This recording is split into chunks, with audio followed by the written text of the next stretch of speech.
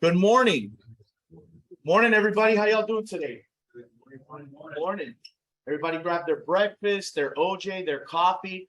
Of course, it's the chair of the safety committee that's still talking while I'm talking, all right? Deborah Hampton, please grab a seat. So there we go. So I want to thank everybody that's joining us online. It's great to have a hybrid event. So we've got folks joining us live, folks joining us online. It's great to see people live and in person again. My name is Carlos Carrillo. I'm the executive director of the South Florida chapter of the Associated General Contractors of America. I want to welcome you to our second Wednesday safety session for September. Man, it's September already. That is insane. We're coming to you live from the offices of Kelly Cronenberg. Andrea and the team at Kelly Cronenberg. Cedric, we miss you. It's fantastic for them to be able to host us in their cafe. This office is amazing. So thank you all very much. If you're online and in South Florida, we hope that you join us for breakfast, maybe next month. It'd be great to have you here live with us so you can take part in the conversation. That being said, I also want to thank our title sponsor. Our second Wednesday safety sessions are sponsored by Milwaukee. Milwaukee Tools is a fantastic supporter of our safety programming and of our events. I want to thank him. And I actually want to ask Daria to come on up here and tell us a little bit more about what's going on over at Milwaukee. Come on up, sir. Thanks, Carlos. Appreciate it. You got it. Thank you. Hey team, thank you so much for having me. It's a pleasure to always be here and be part of these events with Carlos. There I set up a small table that you guys can see. I wish you guys were here in person so you guys can take a look at it as well. But just touching base a little bit, I'm gonna give you a quick overview of some of our safety solutions, right? So we have different type of cut level gloves. Sorry, it goes from like cut level 1 all the way to cut level 8. We have different solutions for different end users. Depending on the site and on the preference or whatnot. They each use different type of cut levels, so we go ahead and provide that for them. Another thing that we're kind of like expanding towards is our helmets, right? Besides that, we have safety vests, we have safety glasses, all that good stuff. But I want to touch a little bit on the helmets, right? For the helmets, we currently have 2 on the market. Type level 1 and type level 2. Our type level 2 is actually, or type 2 helmets, right? They're actually are kind of like a trendsetter right now. We're kind of setting the trend in that regard, just because it covers all aspects here. So this is our cut level 1. Thank you, Carlos, for bringing that up. And then this is actually the one that I was referring to earlier, right? It's gonna be your cut level 2, right? So it actually, compared to the other one, it protects you from all sides, not just from the top. And then on top of that, we actually have different attachments that you can put on this just to like kind of increase that safety for our end users on the field, right? That pretty much covers what I was going to talk about in this presentation. Besides that, just thank you for having me one more time, Carlos. I appreciate your attention. Thank you, guys. I think that's going to be a new thing. He just handed the helmet off to our guest. We're going to present our guest with the Milwaukee helmet every time. I like that. I like that. That is like, that's not approved, but okay, we'll figure it out. They actually can put your logo on it. What great advertising. That's how it works. Yes. So thank you, Dariel, very much. So although we're having a good time here, today's topic is actually, it's pretty serious. September is National Suicide Prevention Month. And within September each year, we recognize Construction Suicide Prevention Week. So I've been doing this for a while. I obviously am not a safety professional, but I've been part of these presentations. And even this statistic was shocking to me. Our industry has a suicide rate that is 4 times higher than the national average. And I think a big part of the problem, and what you'll be hearing today in our presentations, is that we don't talk about it. So there's a bit of a stigma on mental health within our industry, and I don't want to steal the thunder of our presenters, but joining us today, we're going to be welcoming 2 guests. We're going to be welcoming Patricia Bonilla. Patricia is president of Lunacon Construction. She has dealt with mental health challenges within her own organization, and she has made it a personal mission to tackle this challenge on the job site and in her offices. Patricia's commitment has led her to start a foundation with the mission of confronting these issues. She's with us today to discuss these issues and to relay her experiences in dealing with them, in the hopes that it's stuff that you all will be able to bring into your offices and job sites. We're also joined by Aracelis Mosquera. She'll be joining us live on Zoom. Aracelis is the Executive Director for Dade Family Counseling. She is a qualified supervisor, licensed clinical social worker in the state of Florida with more than 15 years of experience. She provides direct patient care, specializing in complex high-risk cases, and also provides supervision and consultation with other licensed professionals and organizations, which includes working with members of our industry. I'm sure she'll mention it, but she was recently working with a construction company that had a loss within the organization, providing grief counseling to them. So I think it's really great that she has a real pertinent experience in what we're talking about today. That being said, I'd like to bring up our first guest, Ms. Patricia Bonilla. Patricia, please join us.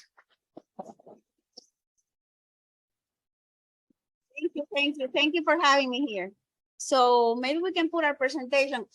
I was gonna put this helmet on. It's not part of my presentation, but we think about safety when we think personal protective equipment, right? That's all we're trained to do.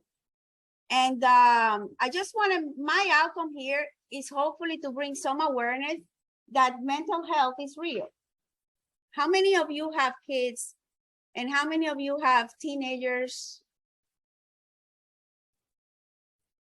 So last year, the statistics is that 37% of kids and teenagers experienced poor mental health. 37 whopping percent. I think that means that it's an issue that it probably hits home. You might not know about it, or you might do. But my ex-husband was bipolar. And mental health is real. People joke about you're bipolar or someone, and it's real. I had no idea when I married this person that I was gonna live with 13 years with a person that is bipolar. And it obviously taught me a lot, and it gave me a lot of compassion and empathy, right? Because it can happen to anyone. If it happened to me, it happened to anyone.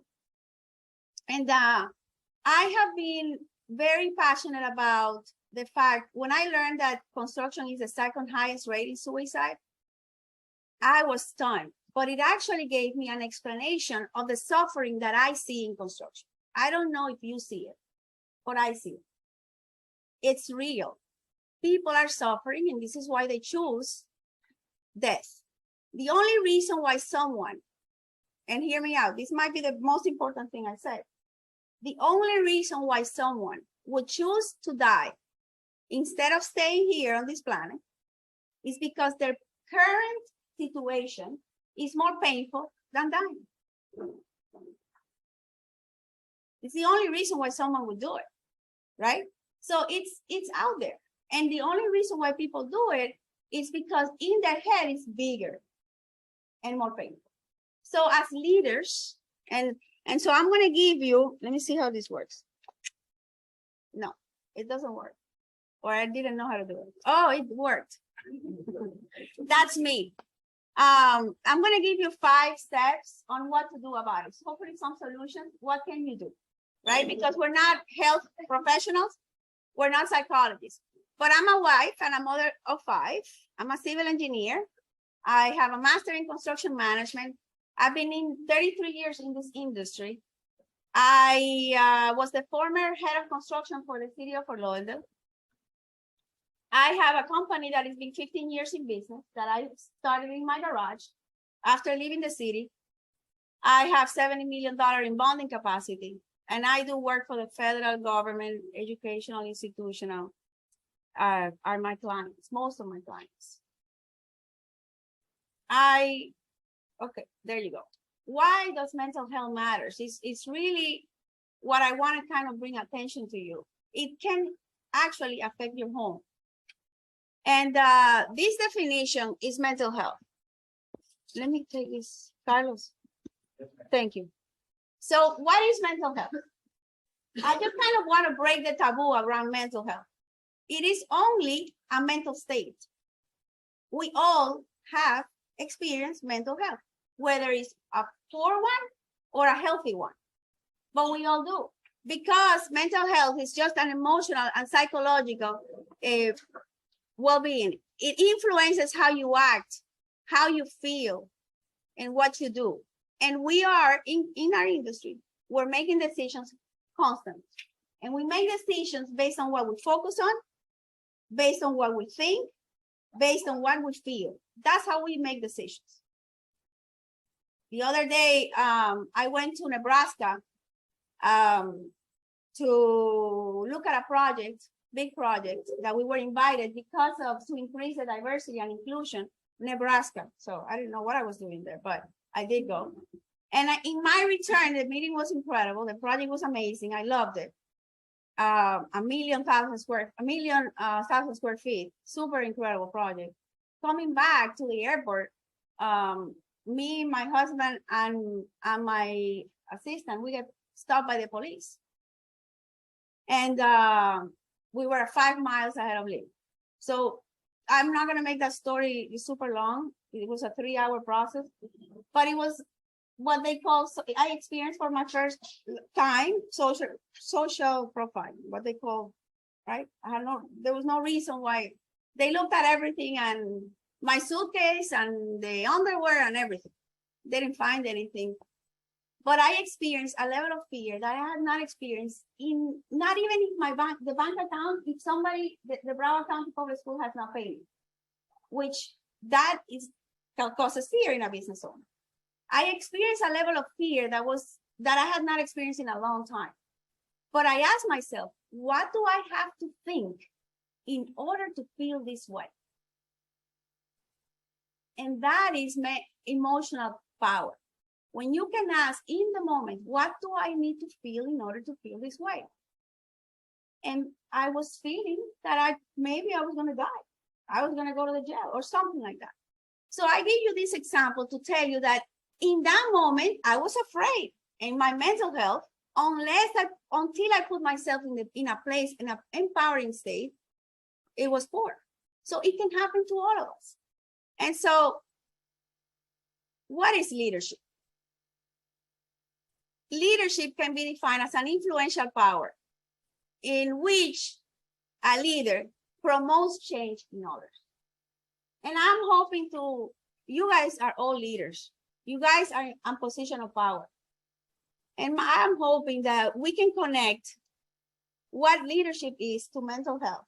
Because in order for you to influence a human being, you have to do it from a place that influences them. We're all different. And what a leader does is influence the thoughts, the feelings, the emotions, the actions and behavior of a human being. So as safety officials, as vice president of company, we have the power to influence someone and prevent them from suicide, or at least help them get out of a depression just by connecting with them, just by being present, just by showing that you care, right? So that is my thought. As a leader, we have the power to influence and the mental well-being of your workforce. And it hit home in my company. I'm sure I can tell you, I cannot tell you how much, but it affects your productivity. It affects the bottom line. Because somebody that is not happy is not going to show up in the best of their potential. They're not going to be super creative. You're going to have people that are more focusing on the problem, that are causing issues. So suicide in our industry is the silent killer. As Carlos mentioned, second highest rating suicide, second, our industry. I mean, that's a pretty high record. And I learned about it. When did you learn about this? Doing research for this. Oh, really? Actually, well, it's when we were initially looking at topics for safety session, and this came up, and I looked at the figures and I was shocked. I learned about this about 4 years ago. And I had gone through so many issues in my company that, I mean, I would wake up religiously every night at 2 in the morning, couldn't sleep. And I'm a woman. But we women talk, men don't. Not like us, believe me. We have support system. Men don't. They don't. It's the way they have been trained, and in the way they're wired. And the problem in our industry is that, do you think our industry is male dominated? Look at this room. And this is why. Men have a lot of expectations on their shoulders. And unfortunately, we haven't done a good job in our industry at helping them have a stage where they can actually feel comfortable and saying that they're not Superman today. Not forever, but today. And so, according to the CDC, 53.3, and I don't know how they call it, 0.3. Is it 0.3 of, is it an arm and a leg, or? But 53.3 of construction workers out of 100,000 commit suicide. Now, I was in doing research, 25, you have, in order to get to suicide, you have attempted 25 times. I mean, what a life. How long is it takes people to get to actually commit suicide. It says that men die of suicide 3.5 times more than women. Our industry, male dominated.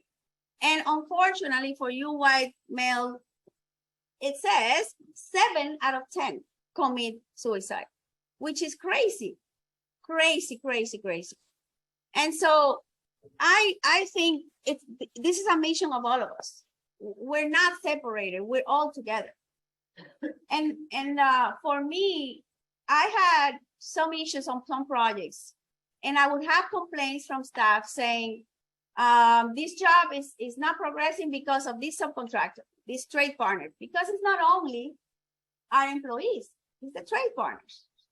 And I remember, this is when it dawned on me, the person they were complaining about, this company, I had worked with them when I used to work for MCM in a Target project. Don't take that.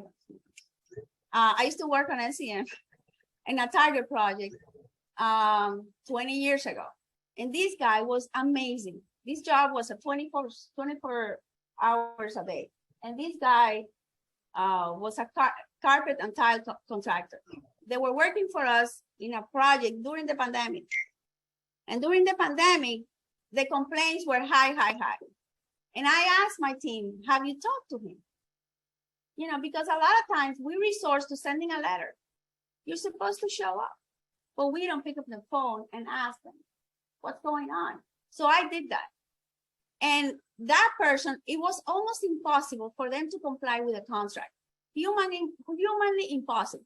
And you're going to say, well, what are we going to do? We're supposed to finish on time and on budget. And it's true. And believe me, when I don't finish on time and on budget, if I don't, Patricia Bonilla, I have to pay liquidated damages. And it hits home. But it doesn't solve the problem to think about me as a leader. I needed to bring this guy home. So I spent the time talking to him. His wife was sick. Everyone in the family was in the hospital. Everyone. So it is practically impossible. It was practically impossible, and material shortage, et cetera, et cetera, et cetera. So by being able to talk to him, I was able to bring him home, and we finished the job. But sometimes we don't do that. We are very quick at, you know what? You need to leave your personal issues at home. And you come here to work. This is what I've heard so much. But is it true? Has anybody here had a personal issue? Someone sick, someone that died, someone facing divorce, and really, really left that issue home and not thought about it while working? Is that true? We're humans. And I realize this, we cannot do anything without people. Dump a bunch of materials and equipment on a job site. And don't put people behind those. And let's see how much can we get done.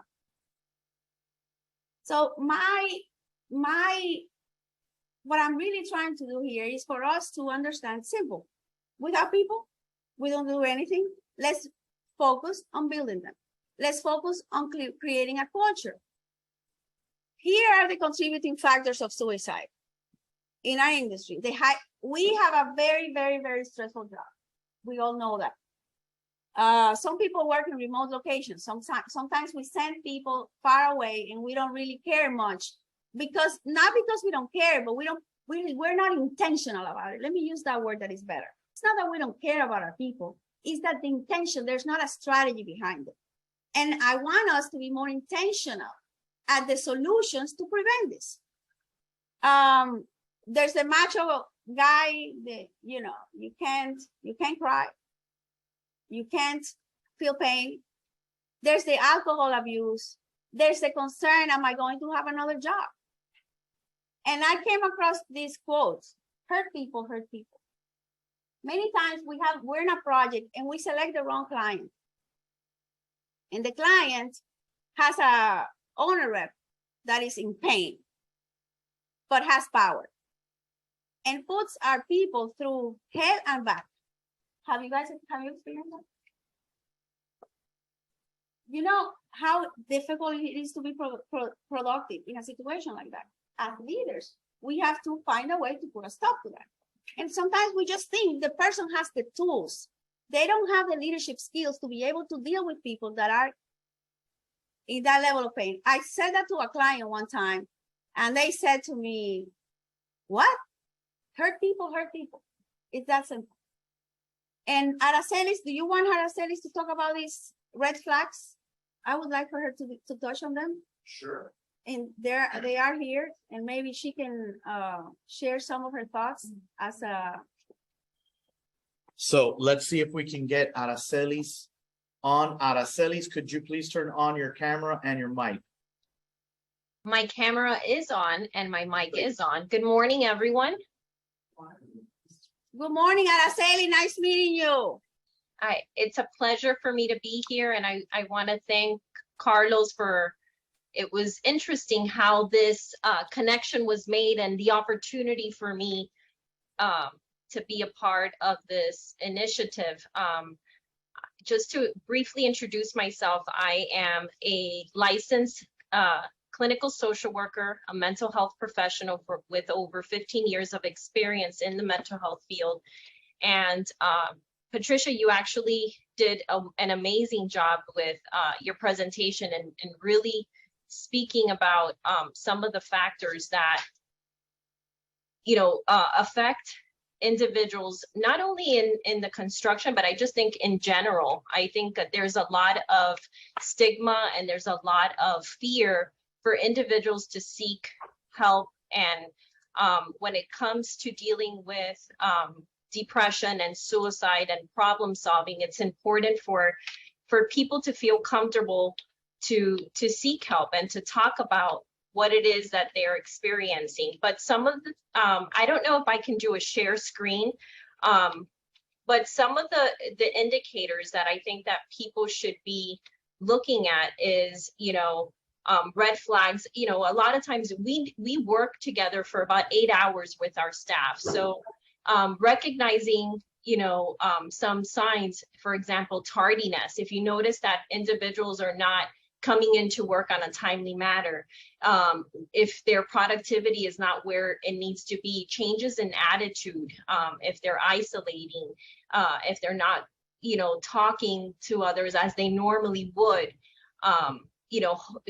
even being able to talk about if somebody, you as a colleague, if you notice that one of your coworkers are saying things that seem that indicators that they're sad, and it's really important that we take these these comments serious, not ignore them, and not be afraid to even ask, what's going on, what are you going through? Sometimes people say, I don't want to get involved, I don't want to come across as I'm being nosy, or we have to feel comfortable to reach out to someone and ask questions, because if there's anything that we can do to save and prevent and encourage them to seek help, it's definitely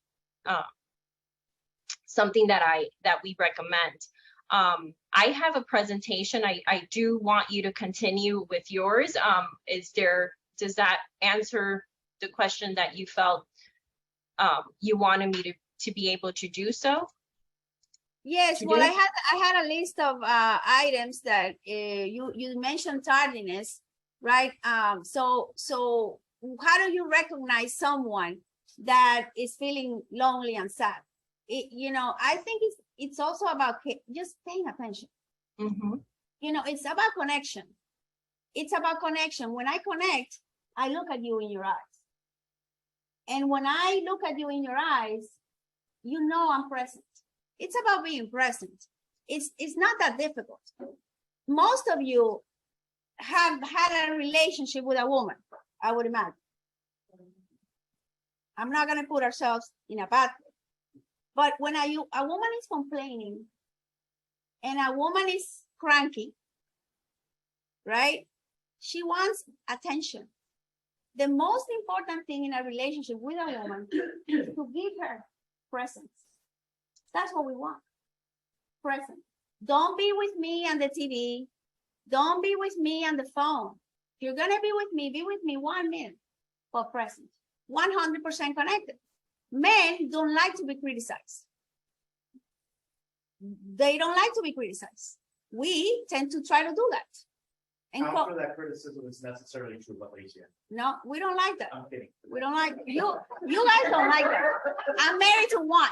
And a lot of times that's what we do with our straight partners and our employees. There's different ways to tell people what you want. Many times we want to be authoritarian, just directed. This is what you have to do. And we think the person is like we're not living in those times anymore. It's about influence. And how do you influence a human being? You have to touch them in what's important to them. What makes you happy? What makes you happy? My kid. What else? If I work with So for you, people and relationships is very important. So if something is going on with any of those equations, you're not going to be happy that day. God forbid. But so that's important. I know how to talk to her. And so it's important for us as leaders, when we hire someone, find out what makes them happy. What's important to them? Because what's important to you is not what's important for me. So talk to me in the language I want to receive the information. So 5 steps to a healthier job site. And these are some of the things that you could be doing. Education and awareness. Create awareness. Meaning what we're doing today. Thank you, AGC. Thank you, Carlos, for creating awareness and education. I think as safety officers, this is something we can do. Maybe talking a lot about this, it lets people understand that it's okay to come, because I've been in projects where they have someone like Aracelis, where people can go and talk to them. But people don't do it because they feel that there's not a level of confidence. What are they going to think? They're going to think I'm crazy. I'm going to lose my job, blah, blah, blah. So how do we open the space so people are comfortable? And a lot of times it requires the vulnerability of the leadership, which is what I'm doing here. I had a subcontractor, actually a competitor, a guy that called me and we were talking. It's a GC. I'm not saying the name. And for some reason, I sense the pain and the suffering this person had. And this person in less than 5 minutes told me that it was depressive and taking medication. The guy didn't know who to talk to.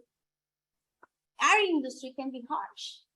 Many times, I tell you as a business owner, you enter into this industry to create some wealth, financial wealth, probably, right? We have to like it, especially if you're a woman. You're not going to be in construction if you don't like it. But it ain't easy for us, right? It ain't easy for anyone. But since you have kids and you like them, you have to do your job really well. And you also, we need to prioritize your family. So it's both at the same time. And so this guy told me that he was in depression and suicidal. So I had dinner with this person, and it was amazing for me to think what was the level of pain he had to have to tell a competitor that he's depressive, when in our industry nobody says there's nothing wrong. Have you ever heard a contractor say things are bad? Or I have profit fading on so many projects, and at the end of the day, what I thought I was going to make didn't amount to that. Have you ever heard anybody say that? We're always great, right? Even though we might not be. So we're really in a high ego industry, and we need that in order to do what we have to do. But opening the space to talk is important, because if you can empower everyone in your organization to do to perform according to the role in your organizational structure, you're going to be so much profitable. You're not going to waste so much time in people talking about problems instead of solutions. They're going to be a lot more productive, and that there comes culture as well. So as leaders, we have to find a way to educate more and create more awareness. There's resources of mental health, and we can send them a link of a ton of stuff that is available, because we're not experts. Araceli is. So in another thing that I had to do, I had to grow as a leader. I used to be very, I said this and let's get it done. And it doesn't work. That's not how you influence people. And what we need to do is find ways to get people to do what needs to be done willingly. But I went from being very bossy to being very catering. That doesn't work either. You know, it's not about, I don't know, free meals every day. We still have to get the job done. So there's a lot of things that we have to put in place in our organizations, making sure that there's super high level of clarity around what needs to get done, and that we have clarity around dashboards, so that the clarity actually helps people. Because many times we cause the stress and dysfunction in our employees because we don't give them the clarity that they need. What are the things that I have to do to be successful in this company? And when we have a tough day or a tough month, what 3 things happen that shouldn't have happened? Do we spend the time doing that? I didn't. I had to do it through pain, but I am there now. So safety toolbox talks could be a perfect scenario. I don't know how frequently you do it, but there's a requirement by OSHA weekly, right? But you could make it a mission to talk about this 5 minutes and open the space for people to feel that they can trust you. How can you do that? You can use the values of your company, for example. You can highlight the performance of anyone. Train your leaders to highlight the performance of your workers in the field. What did they do today to mirror our values, to emulate what we want as a company? And then we can also create some programs, so we can talk to people like Aracelis to help us out. So when I was talking to Carlos, I told Carlos, what makes you happy? And he said the same thing, my family. But we all want to be happy, right? Is there somebody here that is in construction that doesn't want to be happy? Anybody? And the reason why we want to be happy, you know, if you're unhappy, you want to be happy. And the reason why you're unhappy is if your current situation does not match what you think in your head should be. And that is a key for leadership. If you know what makes everyone in your company happy, then you are going to be able to partner with them to navigate that blueprint that makes the company successful and makes you successful. To me, that is key. So to connect and create trust, in your company, you need to build rapport, and you got to do it with empathy. You cannot influence anyone from a place of judgment. If you are trying, and we've done this, all of us, if you're trying, let me sit down with this employee. I'm thinking about this person every day. Every time I wake up. So because when it's in your bedroom, when the person is in your bedroom, the problem is bigger. And you sit down to sometimes to check a box that you had that conversation. But if you're having the conversation with your spouse, with your kids, with anyone, from a place of judgment, in your head, you're judging. The person is going to feel it, and you're not going to go anywhere. So I recommend, or I encourage you not to do that when you're trying to really connect with heart. Coming from your heart, really listen, do a good job listening, and see if you can find ways to improve the mindset of the people in your organization, your own mindset. Because, I'm sure you've heard this, what you focus on is what you're going to feel.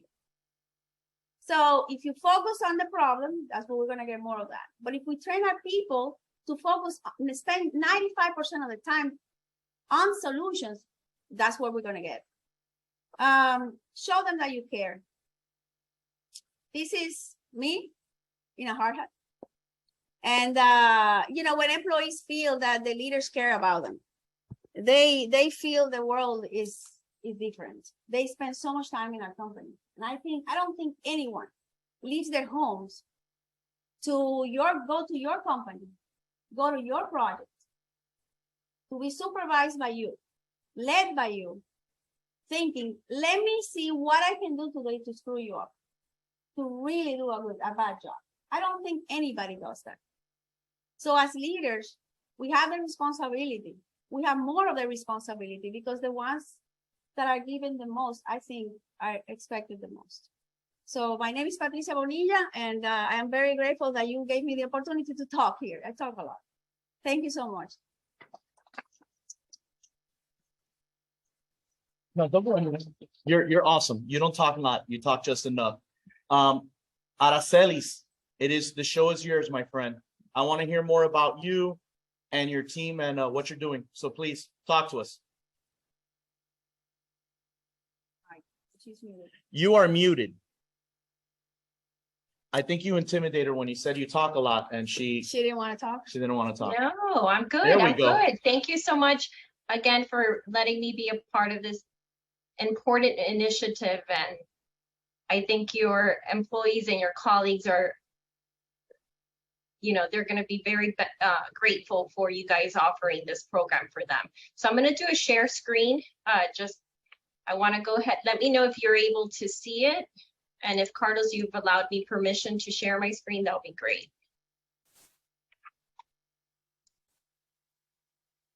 A little bit about myself. I am a licensed clinical social worker. I work at Dade Family Counseling. We are a mental health clinic that has been operational since 2003, and I'm the executive director. Mental health for me has been a passion. I've actually been in the mental health field since I was 16 years old. I started as a receptionist, and my intention was to become a psychiatrist, but I was deviated and fortunately was able to pursue the career still in the mental health field. I love the fact that the topic of mental health is becoming more and more a topic where people are not afraid to talk about. Years ago, there was a lot of stigma. And I think, like Patricia said, there was a lot of fears for people to say, I feel depressed, I'm anxious, I need help. And I think that the more that we talk about it and the more people feel that there are maybe moments in our life where we feel emotionally vulnerable, and it's okay, depending on the situation that life may have you in, right? Every emotion is okay to feel. It's how and what we do with those emotions that is important. So people in my field, we're here to provide support. We're here to provide compassion. We're here to help individual in their darkest moment find hope, where sometimes they feel that suicide is the only option. You know, I think that as I was doing some research yesterday, and I came to there, I'm going to be honest, I didn't know that for construction workers, it was the second, you know, it was in the field of construction, suicide was so prevalent. I actually always thought, you know, suicide, anybody can be, you know, a victim of suicide, you know, and actually in yesterday, I had a meeting yesterday, and there was high prevalence with 5-year-olds, 5 to 9-year-olds. And that was actually more of a shocker to me, where it's incredible that even children are suffering from depression and looking and sorting for suicide as a way to cope. So we're here today to educate and really push people to find support, to find treatment, and to not be afraid to you know, find mental health professionals like myself. My organization is here to provide thorough evaluations. Everything is completely confidential. If you're wondering if this is something that you need to do, there's evaluation tools such as the PHQ-9, and I actually took a copy of it, and I know that there's going to be resources sent out, but you know, this is a self-evaluation tool that an individual who may be quietly thinking in their head, you know, is this something that I may need? Is this, you know, how do I know that I actually need to seek help, and I have to find help, and I have to find, you know, see someone early? You know, seeing someone early on is extremely beneficial. You know, mental health is not like a medical condition where you can take, you know, you can draw blood and we can determine the level of intensity of what it is of the levels of depression that a person has. You know, so taking evaluation tools and self-questionnaires such as the one that I have put on the board, you know, is something that is very easy. Simple questions such as, you know, over the last 2 weeks, have I had very little pleasure in things? Have I been feeling down? Am I having trouble falling asleep? You know, and again, the key factor here is, has this been occurring in the last 2 weeks? You know, and once you answer it, there is a response that you're able to interpret on your own. What is it? What's the response of the questions above? These are tools that you're also able to share with your primary care physician. You know, you're able to bring them in when you come into organizations like ourselves. With the construction side, I think construction workers, like Patricia had mentioned, you know, sometimes coping mechanisms, you know, some of these employees might cope with alcohol. You know, people have to understand that alcohol is a depressant. Alcohol will not make you feel better in the long run. Temporarily, as you have the influence of the alcohol, it kind of, you know, makes the symptoms of depression subside. But once that effect of the alcohol is over, people are feeling even more depressed, which causes to the feelings of suicide and depression to intensify. So I also think having maladaptive coping skills is also a clear indicator of what can also push individuals to suicide. So we're here to give people alternative options of how to deal with depression, stressors. We're living in a society where there's a lot of stress, you know, traffic. I actually text Carlos this morning and I'm like, I'm running late. You know, there's a lot of stress, whether if it's in our home environment, in our jobs, financials, health. We really need to work on finding ways to talk to someone about the situation and learn alternative methods where problems have solutions. The majority of them, there's a different way to look at the situation. So that's our mission. Our mission is to be able to help individuals who are going through difficult times find alternative ways to cope with the situation in lieu of suicide. Knowing if you're at risk, again, I shared that evaluation tool. So that evaluation tool is one of the methods that you guys are able to do, a self-evaluation to see where you're at. Agencies like ours, we do a thorough evaluation. We ask questions where individuals are really able to have a safe environment. Risk factors to consider specifically to the construction workers for employees around them is, are you noticing someone that has decreased productivity? Is there increased conflict among the co-workers? Has there been more recent incidents and injuries with one particular employee that is not the usual in that particular employee? Their ability to problem solve decreases, and again, increased tardiness and absenteeism. Remember, if depression is left untreated, this is also a factor to consider. I know that Patricia mentioned in her presentation, some statistics, but I really think it's important to really stress on them because it just helps us understand how important and how crucial it is for us to talk about this. And this is information that's according to the American Foundation for Suicide Prevention. Suicide is the 12th leading cause of death. There was about, in 2020, 45,979 Americans died from suicide.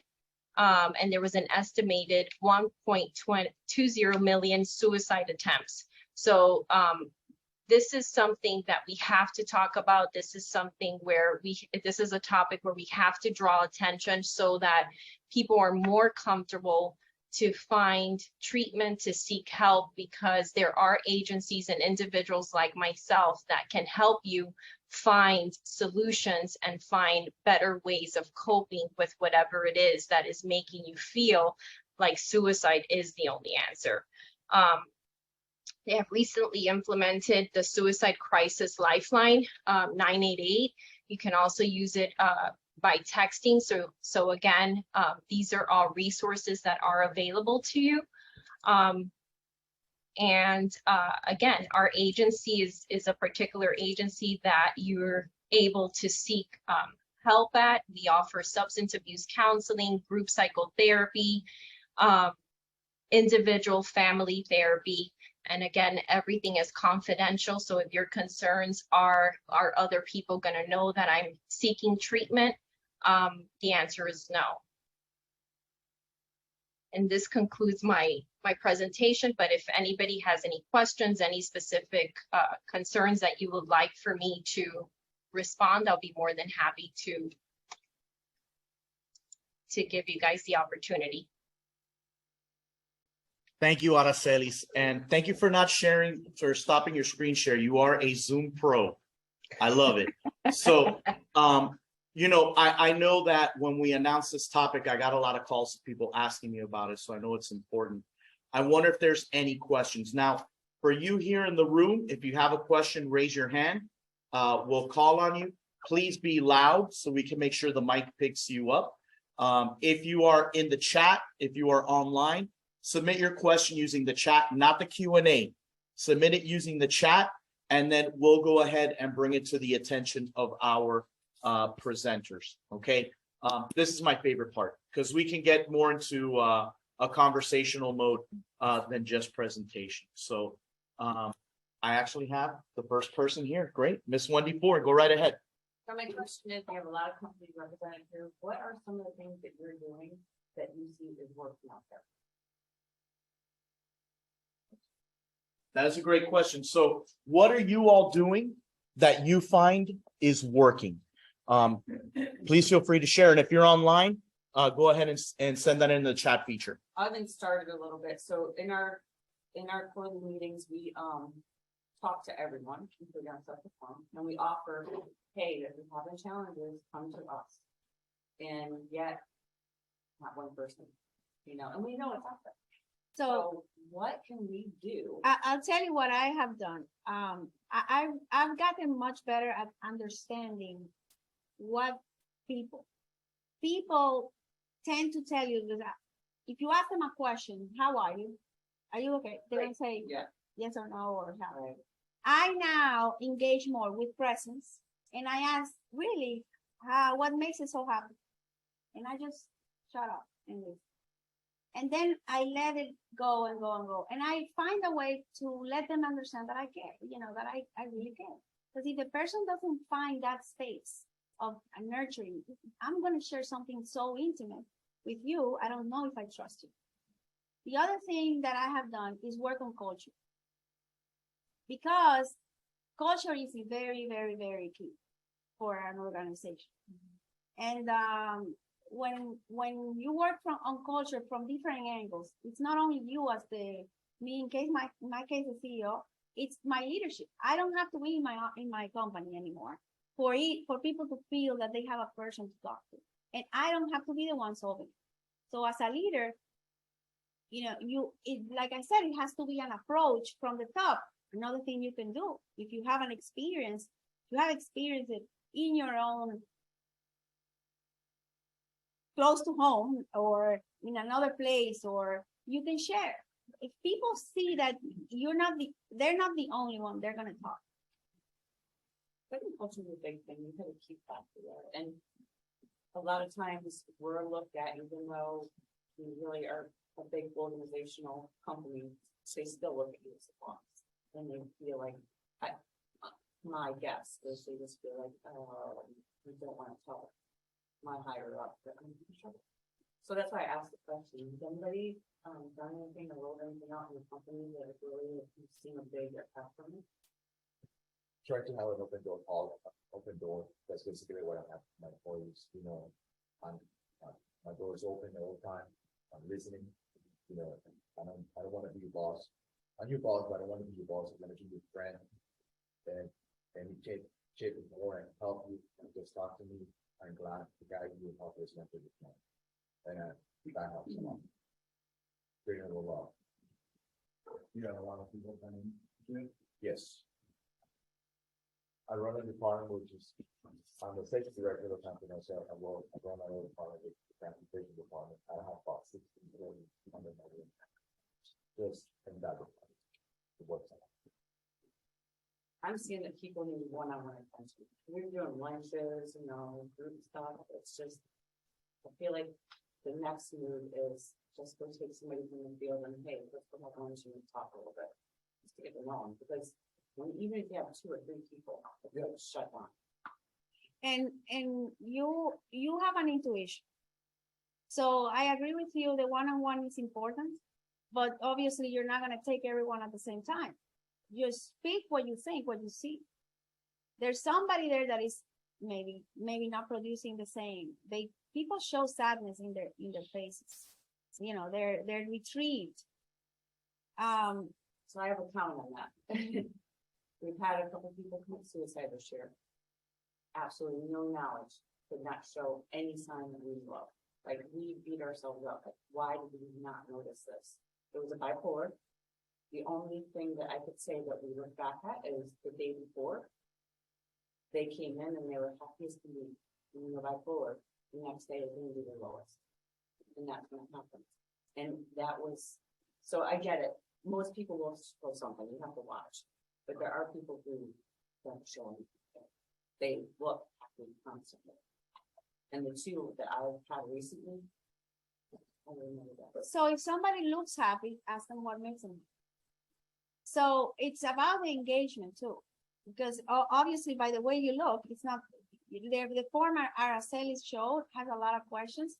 Going through that form might give you some guidance on what to ask, right? Because it's and that's terrible. I'm sorry that happened in your company, because who wants that to happen? I'm very sorry about that. And I know the leaders that care don't take that to heart. So it's drained us all. Yeah, because I was in another job site, large contractor too, and it takes them to heart. Who wants, you work so hard to make sure that nobody breaks a finger in your job site. Imagine something like that. And so, but I probably, you're a big company, engaging somebody like Araceli can help, that they know it's available, because obviously you have many other things to do. So I think leadership at different levels, you know, like rules, teaching people how to talk about this stuff. Sometimes it's that simple, opening the space, right? So people can, you're approachable. Experiment. I have a question. Actually, I have a question for Aracelis. I'll come over here to the microphone. Aracelis, when you go into an organization and you're providing grief counseling, how do you get folks to open up? Is there something that you all do? And actually, as I was listening, to the, you know, I didn't catch her name, but as she was sharing about the suicide, that occurred, you know, the employee that committed suicide in her organization. And as Patricia was talking, one of the things that I want to educate you guys is that there's crisis debriefing. You know, there's actually mental health counselors like myself that come out to organizations whenever event like the ones that you described occur.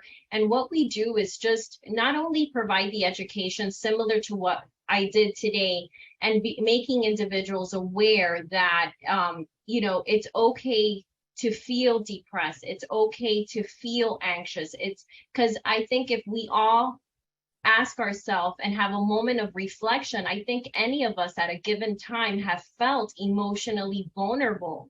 And the important thing is to allow the employees, and when we come out to organizations like, you know, if it was a matter like the one that was described, we provide education. We offer the safe space where people can come and ask questions, and even just allow them the opportunity of having an environment where they're able to come into my office, or where if it's in a conference room, and just ask questions, you know, and just making them feel that it's a topic that it's okay to feel comfortable to talk about, and that many of us can feel emotionally vulnerable and compromised. And, you know, if the leaders provide monthly meetings like this, where there's awareness, where it just becomes a topic where it becomes normal in the culture to talk about depression, anxiety, and people just feel like, okay, I'm not being stigmatized. It's not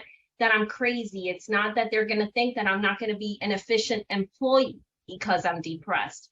I think it's becoming educated that mental health is like high blood pressure, like diabetes, that with treatment and proper care, we can have a healthy lifestyle. We have successful people that are dealing with mental health conditions, and nobody would even know. So, and it doesn't have to be a condition, right? Exactly. You can feel depressed. Anybody can feel depressed. It could be situational. It could be situational. So that, you know, you could be dealing with a family, you know, divorce. It could be situational. So yes, you don't have to think, oh, I have depression, so I have an illness. No, it could be temporary. It could be situational. And that's why it's important for you to really feel comfortable to ask yourself the questionnaire, and really see our body is gifted in the way that we're able to recognize signs and symptoms, headaches, migraines, poor sleep, recognizing the patterns. You know, we are gifted that are, you know, we are able to see, you know, if we're really paying attention to how we feel, that something is wrong. How we feel, how we think, how we feel, how we act, this determines the state of being. So maybe your health provider can incentivize exercise. Exercise is an antidote against depression. If everyone in your company would be exercising every day, you had a different company. So maybe targeting from that angle could help. So unfortunately, we're up against the clock, but I want to thank everybody for being here today. One thing, and I said it at the last meeting and somebody responded to it. You all, as safety directors, have so much on your shoulders. and this is just right. This is just something else that you all have to think about, the mental well-being of your employees. But you're the ones really that are out there checking the harnesses, checking the equipment, making sure that the caps are on the rebar. And now you have this. So I think that it's important for you guys to take care of yourselves too, right? Patricia and I were having that conversation, and she is a CEO, wears a lot of hats. You guys wear a lot of hats and have a lot of additional responsibilities on your shoulders. So we're going to follow up to everybody that was on this session with information on what's going on. We got a brand new website. It's awesome. Please check out our website. We're going to be putting this content on our website as well. So you'll be able to go there and have these resources. Give us a little bit of time to get them up. Give us at least 48 hours, but we'll have it up there and we'll get that email out to you all as well. Very quickly, number one, thank you so much. Patricia, Aracelis, I appreciate you both being on here. It's fantastic. Aracelis, I'm going to share your information as well with folks. So if they want to talk to you about what you all are doing and the services you provide, they can do that as well. Because, when we were talking yesterday, it was kismet that we were having that discussion and the situation that your company assisted with. And I know we didn't have time to get into that, but that's also great as well. Thank you all for being here. Thank you all for being part of our community. I love to see our numbers going up. Thank you to the team from Kelly Cronenberg for having us here. We really appreciate you sharing this wonderful space with us. And I'm sure you all are this being able to share this content today was really awesome. I feel good about it too. See, you made me feel good, Patricia. I love it. I'm glad you exercise. So I did exercise. That's a different topic. Hey, again, thank you all very much. Check out our website. We'll be back next month. Our is dealing with an OSHA inspection is going to be the topic. So you may need some mental health counseling after that one. And the month after that, we will have our OSHA update where we're going to have Condell in here talking about what they're seeing for the coming year, talking about their budget. That's always very well attended. So we've got that sewn up for the rest of the year pretty much. Any announcements that I missed, Vanessa? No? Left side of my brain. Yes, ma'am. If there's any assistant, anybody wants to, I don't know, an opinion or something. I'm not a psychiatrist or psychologist, but please share my contact information. But you're very empathetic. And like you said, that's what's most important. So I'll make sure that I share that information as well. Thank you all very much. Grab some breakfast, grab some juice, enjoy. Thank you. Bye-bye. Hey, thank you, Aracelis. Have a great day.